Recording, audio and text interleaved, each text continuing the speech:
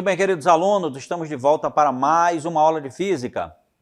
Eu sou o professor Nelson Bezerra e estarei com vocês aqui nesta aula, onde nós vamos conhecer agora os nossos objetos de conhecimento. Então, no objeto de conhecimento desta aula, nós falaremos de dinâmica, as leis de Newton. E vamos falar no detalhamento sobre os princípios fundamentais. E é isso, pessoal. Então, vamos à nossa aula. Muito bem, pessoal, estamos de volta aqui para falar da dinâmica, né, com os princípios fundamentais aí da dinâmica para a gente poder falar das leis de Newton. Então, a dinâmica, gente, é a parte da física que estuda a relação entre força e movimento. A essência dessa parte da física é estudar os movimentos dos corpos e suas causas, sem deixar de lado os conceitos de cinemática previamente já estudados por nós. Então, vamos começar descrevendo aqui nesses princípios fundamentais o conceito de força. Então, pessoal, força, que a gente vai denominar pela letra F, é qualquer agente capaz de produzir num corpo uma aceleração ou uma deformação, tá, pessoal? Então, a força é um agente que pode produzir no corpo uma aceleração, ou seja, movimento, ou uma deformação, né? É o agente causador de alterações no estado de repouso ou de movimento dos corpos. A unidade de medida dessa grandeza aí da física muito importante, no sistema internacional, é conhecida como Newton, claro, em homenagem a pessoa que enunciou as três leis conhecidas como as três leis de Newton. Força e outras que estão ao seu redor, vamos ver exemplos aí de imagens. Veja só. Primeiro exemplo aí, a pessoa num paraquedas, né? Existem forças atuando, né? A força peso, por exemplo, que puxa o corpo da pessoa para baixo. A resistência do ar, que é aplicada sobre o paraquedas para diminuir exatamente a questão da velocidade, para que a pessoa não sofra um acidente e não caia no chão com muita velocidade e possa, por exemplo, ter danos físicos. Então, pessoal, a força é a causa, que tem como efeito dinâmico o que a gente chama de aceleração. É o efeito dinâmico. Tem o efeito também da deformação. E aí vamos ver aí quais são esses efeitos da força. Olha aí, nós temos aí tipos de força, que é a força de atrito, força da gravidade, certo? A aceleração, certo? E força magnética, força elétrica, tem vários tipos de força. E a aceleração, veja só aí, a aceleração ela causa mudança no estado de velocidade do corpo, ou estado de movimento, certo? Nós podemos ter uma aceleração que é positiva e também podemos ter uma aceleração que é negativa. A força também tem outros efeitos. Efeitos das forças, olha só, uma força pode causar diferentes efeitos em um corpo, como, por exemplo, alteração da velocidade, e aí a gente está falando da questão da aceleração. Aí na nossa imagem, nós temos uma pessoa chutando um balde, né? O pé exerce uma força no vaso, né? No caso o balde, alterando a direção do seu movimento, ou imprimindo a ele também uma aceleração, que significa a mesma coisa que alteração de velocidade. Também temos um outro efeito, que é o efeito da deformação. E aí na imagem a gente vê uma pessoa, devia estar bem chateada com a sua máquina aí, né? Que dá uma martelada aí no computador, e o martelo exerce uma força sobre o computador, provocando a sua deformação. Fica amassado, né? Fica deformado. A gente tem também a questão do equilíbrio. Então aí você vê na imagem, por exemplo, que equilíbrio na física pode ter duas situações. É a situação de repouso, quando você está parado, você está em equilíbrio, mas também tem uma outra situação de equilíbrio que pouca gente se lembra, que é quando a gente está em movimento retilíneo e uniforme. Se você estiver se movimentando com velocidade constante e em linha reta, você também estará em equilíbrio. Aí a gente fala que é equilíbrio dinâmico. Tá certo, pessoal? E agora, olha só, eu tenho aqui uma convidada comigo, né? Vamos aqui receber a nossa querida Cecília.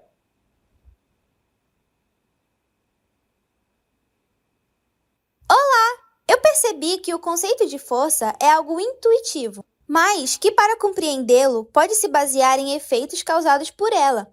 É isso, professor? É isso sim, Cecília, está extremamente correto. O efeito causado por ela é a aceleração. Faz com que o corpo altere a sua velocidade quando uma força é aplicada. Correto também, né? Se a força é aplicada, a velocidade se altera. E também um outro efeito é a deformação.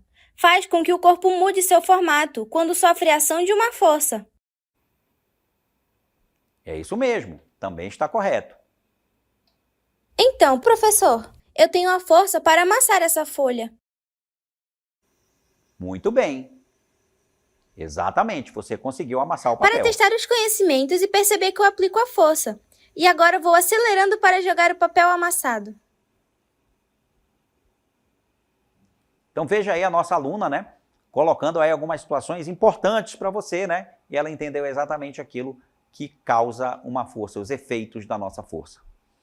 Muito bem, pessoal, vamos agora continuar a nossa aula falando da natureza das interações dos tipos de força. Nós temos aí as forças que são conhecidas como forças de contato. São aquelas em que há necessidade de um contato físico entre os corpos para que neles atuem essas forças. Aí temos na imagem a pessoa empurrando um carro. Ela aplica uma força no carro, mas para aplicar essa força tem que ter o contato físico. A pessoa coloca as mãos no carro para poder empurrar. E aí temos também forças de campo. Temos como exemplo aí na imagem, a imagem de um ímã. Porque para que um ímã aplique uma força sobre os objetos que ele consegue aproximar dele ou afastar, porque o ímã pode aproximar ou afastar, ele não precisa tocar no objeto. É uma força que atua à distância, sem a necessidade do contato entre os corpos. Essas forças, então, são conhecidas como forças de campo. Temos aqui uma animação para você, mostrando aqui ao lado, você pode ver, nós temos um exemplo da força com que a Terra é atraída pelo Sol e a força com que o Sol é atraída pela Terra, que é a força de natureza gravitacional, e essa força é uma força de campo, porque atua à distância. Não é necessário ter o contato do Sol com a Terra para que essa força exista. Então, eu chamo esse tipo de força de campo, assim como é a do ímã também. E agora nós vamos falar de uma situação, pessoal, interessante também, que é quando eu tenho várias forças atuando sobre o mesmo corpo. É a definição do que é força resultante. Força resultante é a força que produz o mesmo efeito que todas as outras aplicadas a um corpo. Tá certo? Então, quando eu tenho várias forças atuando num corpo, eu posso somar todas essas forças e eu posso exatamente encontrar o que eu chamo de força resultante. Mas para que eu possa fazer isso, eu tenho que ter alguns conceitos importantes, como, por exemplo, conhecer a representação gráfica da força. Aí nós temos, pessoal, como é que a gente representa uma força. Uma força, pessoal, a grandeza da força, ela é um vetor. Então, a representação da força é um vetor. Um vetor ele é representado por um segmento de reta orientado, que é uma seta. Né? Nessa seta a gente tem a parte que é a extremidade e a parte que é a origem. O comprimento da seta, ele define qual é a intensidade. Tá? Forças são grandezas vetoriais, possuem intensidade, direção e sentido. São representadas por vetores, representada graficamente por um segmento de reta orientado, que é a seta. E a unidade de medida da força, como eu já comentei no início, é o Newton. Quais são as características da força? Já que a força é um vetor, ela tem que ter intensidade, é o valor da força aplicada medido em Newton, tem que ter direção, que é a linha de atuação da força, essa direção pode ser oriental, vertical ou diagonal, né? E também ela tem que ter um sentido, porque nessa direção, né, eu posso ir em sentidos diferentes. Então, os sentidos podem ser da esquerda para a direita, da direita para a esquerda, de baixo para cima ou de cima para baixo, né? Ou até inclinado, como nós vamos ver aqui na imagem. Um exemplo de uma força sendo aplicada sobre um veículo é uma força de contato, porque o nosso bonequinho aí, a pessoa, ela está empurrando o carro com as mãos, então uma força de contato. E essa força, ela tem uma intensidade, porque ele está fazendo lá, tem um número que define o valor dessa força. Mas ela é com direção horizontal, porque o carro vai se mover na horizontal, né? Agora, o sentido é da direita para a esquerda, ele está empurrando da direita para a esquerda. Veja que eu precisei de sentido e precisei de direção, além do módulo. Ele pode estar usando um módulo aí de 100 newtons, 200 newtons, 300 newtons para empurrar o carro. Tá bom? Temos aqui também a situação número 2, que é uma força inclinada. E aí eu disse que o ângulo é 30 graus em relação à horizontal. Veja que aí a força que ele está aplicando não é mais exatamente na horizontal. A pedra vai até se movimentar na horizontal, mas a força aplicada pela corda, também é uma força de contato, na pedra, ela é inclinada, e inclinada de um ângulo de 30 graus. Então aí nós temos uma outra representação, né, que dá a direção de 30 graus. E aí, se eu tivesse de dar o sentido, era da esquerda para a direita. Num terceiro caso, a gente tem aí a questão da força vertical com sentido para baixo, que é o paraquedista. Ele está caindo na vertical, né, e o sentido da força que puxa ele para baixo é vertical para baixo, tá? A força que atua no paraquedista, puxando ele para baixo. Porque tem outra força atuando sobre ele, impedindo que ele aumente sua velocidade. Essa força aponta na vertical, mas para cima, que é a força que o paraquedas faz sobre o corpo do paraquedista. Muito bem, agora que a gente já viu essas considerações iniciais da força, a gente vai voltar para a situação da força resultante.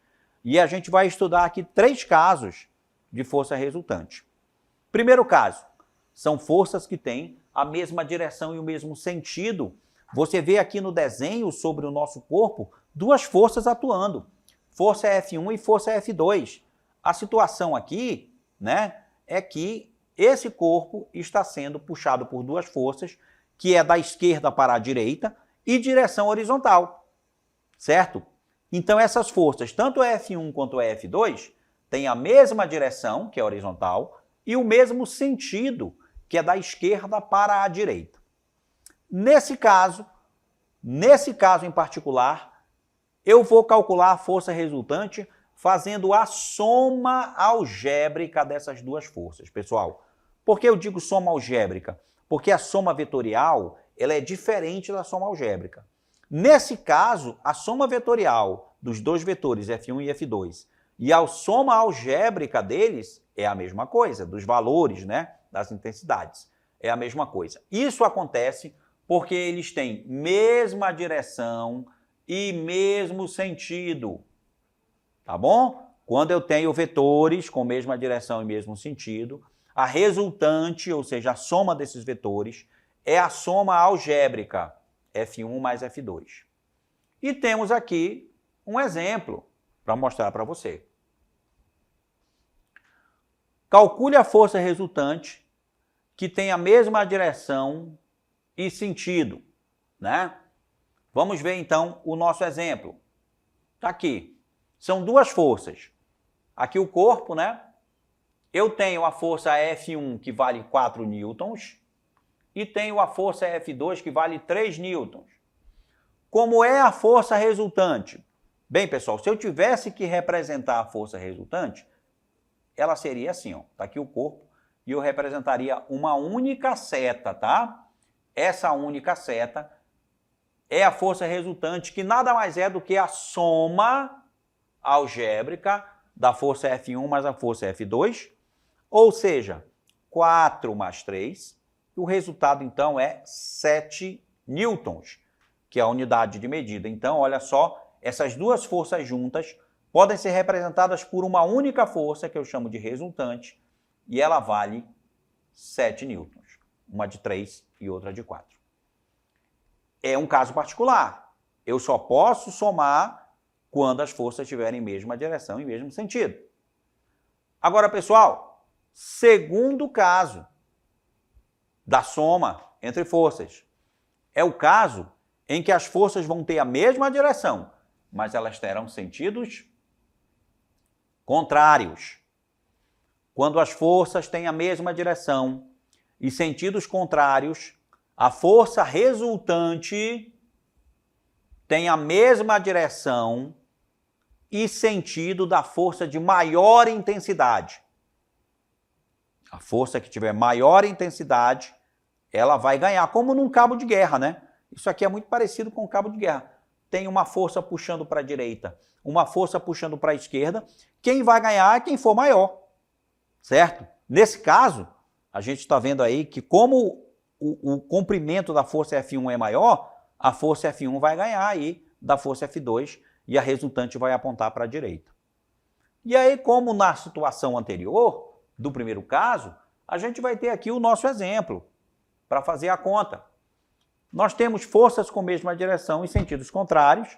A direção é a mesma direção dos vetores, né? No caso, a direção aqui, pessoal, ó, no caso a direção era horizontal, né? A direção aqui é horizontal, tá, gente? Direção horizontal dos dois vetores, eles têm a mesma direção, estão na mesma linha, então é a mesma direção. Agora, como um aponta para um lado, o outro aponta para o outro, eles têm sentidos contrários e a força resultante vai apontar no sentido do vetor que tiver maior intensidade. Tá bom? E a intensidade, ou seja, para mim calcular qual é o valor da força resultante, eu faço a diferença entre as forças F1 e F2. Eu subtraio a força F1 da força F2. E aqui, ó, o nosso exemplo. Considerando-se duas forças de intensidade 45 newtons e 30 newtons atuantes, determine a força resultante na mesma direção e em sentidos opostos. Então é como se eu tivesse a F1 valendo 45 e a F2 valendo 30. Lembra? Lá no nosso exemplo anterior, é como se aqui eu tivesse F2 valendo 30, F1 valendo 45. Como é que eu calculo a força resultante? Subtraio uma da outra. 45 menos 30. Resultado, 15 newtons. Então, olha só, a resultante seria assim, ó. Aqui o corpo. Aqui a setinha da força resultante, o vetor. E a intensidade, 15 newtons. Seria a representação da força resultante. Agora, para o terceiro caso. Terceiro caso, forças com direções perpendiculares e oblíquas. Aí o terceiro caso é um terceiro e um quarto caso, né? Porque perpendicular e também sendo oblíquas. Porque perpendicular é especificamente quando tem um ângulo de 90 graus. Para determinar a resultante de forças cujas direções formam um ângulo de 90 graus entre si, utiliza-se então o nosso teorema de Pitágoras. Vamos lembrar lá da matemática, né? O teorema de Pitágoras, o quadrado da hipotenusa é igual à soma do quadrado dos catetos, né? A ao quadrado igual a B ao quadrado mais C ao quadrado, lá da matemática, o teorema de Pitágoras. É utilizado na física adaptando para a força. Então a força resultante, olha só, é a raiz quadrada de F1 ao quadrado mais F2 ao quadrado, que é a mesma coisa ali. Se eu colocasse FR ao quadrado aqui, eu teria que tirar a raiz lá do outro lado, tá bom? Mas como eu passei o quadrado para o segundo membro, a raiz foi lá para o segundo membro, né? Inverteu a operação. Então a FR é igual a F1 ao quadrado mais F2 ao quadrado.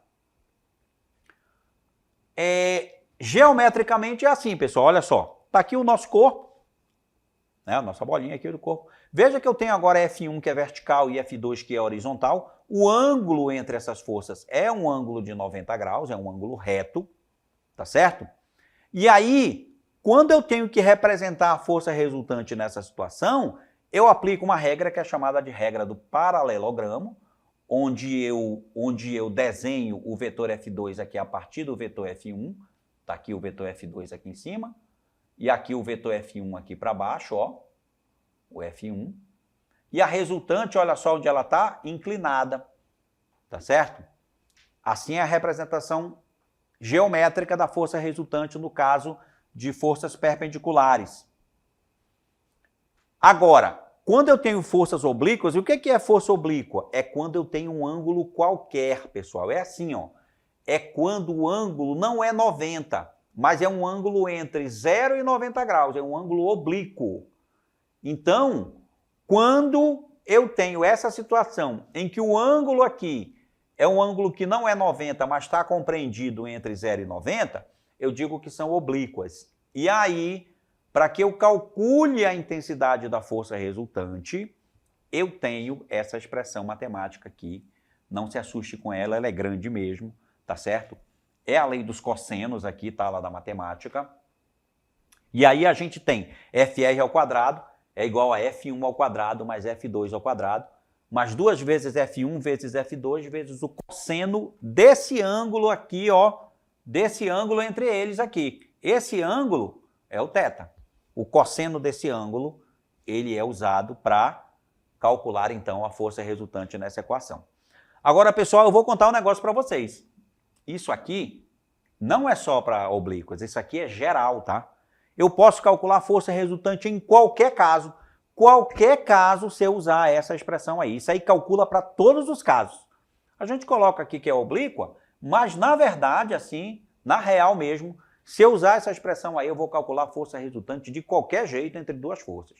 Tá certo? Então, mas a gente, quando tem os casos particulares, fica mais simples essa equação. Veja que lá, quando são perpendiculares, é só esse pedaço aqui, ó. Tá certo? Quando são mesma direção e mesmo sentido, é só a soma. Porque o ângulo lá, o cosseno lá, ele é 0, e o cosseno de 0, ele é 1. E aí fica somente a F1 mais F2, a soma das duas. Tá certo? E quando é mesma direção em sentidos opostos, é 180 graus, dá menos 1. Aí fica só a subtração. Muito bem, pessoal. Continuando aqui, ó, aqui a situação da força resultante, né? E aí nós temos aqui um exemplo para calcular a resultante entre duas forças que têm ângulo de 90 graus. Uma força é de 6 newtons e a outra é de 8 newtons, tá? E aí eu vou usar, claro, aquela expressão que o FR é a raiz quadrada de F1 ao quadrado mais o F2 ao quadrado, tá? F1 é 8, aliás, F1 é 6, F2 é 8. Tanto faz, né? F1 e F2, os valores são 8 e 6, e aqui está a solução para você. Veja, 6 ao quadrado, 8 ao quadrado, o valor das forças, F1 e F2. 6 ao quadrado é 36, 8 ao quadrado, 64. Você soma 36 mais 64 é 100. Raiz quadrada de 100, a força resultante é de 10 newtons nesse caso. Ok? Muito bem. Vamos falar agora sobre as 3 leis de Newton. As leis de Newton são os princípios fundamentais usados para analisar o movimento dos corpos. Juntas, elas formam a base da fundamentação da mecânica clássica, conhecida por mecânica newtoniana, porque foi o Newton que definiu todos esses conceitos.